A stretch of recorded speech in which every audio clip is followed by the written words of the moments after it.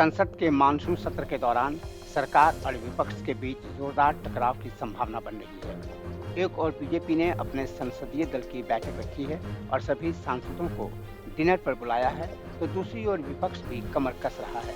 इसकी शुरुआत हो चुकी है।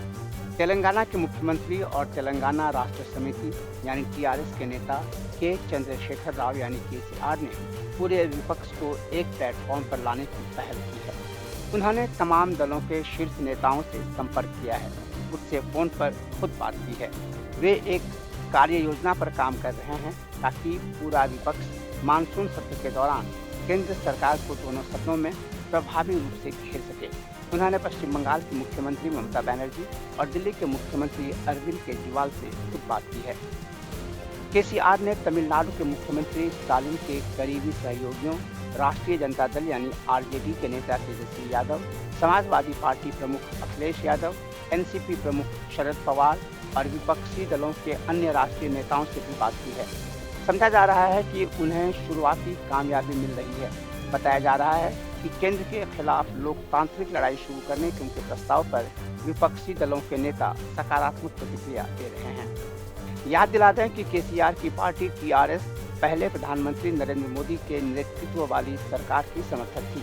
केसीआर और टीआरएस संसद में और संसद के बाहर कई मुद्दों पर पीएम मोदी का समर्थन करते रहे हैं, लेकिन बाद में उनके रिश्तों में कड़वाहट आने लगी क्योंकि बीजेपी ने दक्षिण भारत में पांव पसारने की नीति के तहत तेलंगाना को फोकस किया है।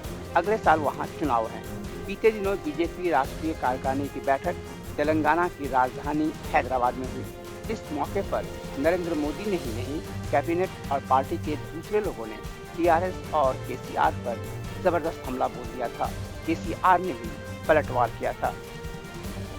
दूसरी ओर बीजेपी संसदीय दल की बैठक हो रही है।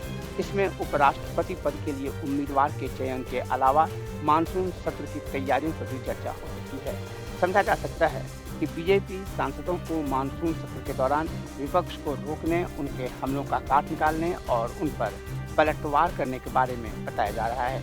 रोजाना प्रयोग के कुछ शब्दों के संसद में इस्तेमाल पर रोक लगाकर सरकार ने भले ही कुछ होशियारी की हो, पर विपक्ष के हमलों और हंगामों से इनकार नहीं किया जा सकता है। केसीआर की मुहिम इसलिए भी अहम है कि अब बीजेपी के पास राज्यसभा में भी बहुमत है, लोकसभा में वो बहुमत में पहले से ही है।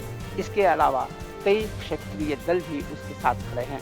ऐसे में विपक्ष सरकार पर कितना हमलावर हो सकता है, इस पर सबकी नजर रहेगी।